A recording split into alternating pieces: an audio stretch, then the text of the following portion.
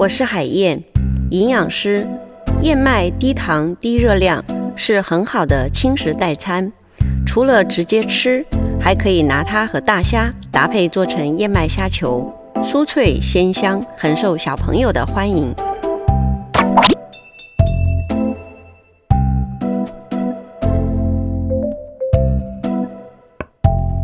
黑虎虾去头，剥壳，只留尾部的一段，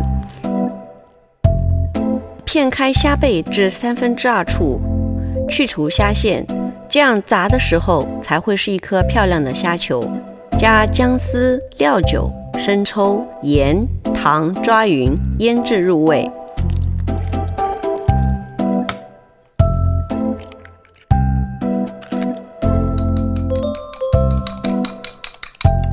腌好的虾依次裹上蛋液和燕麦片，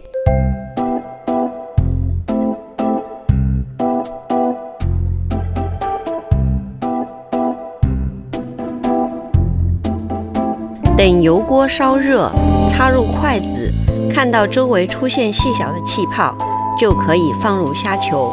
虾肉嫩，不需要炸太久，炸到燕麦金黄就可以出锅了。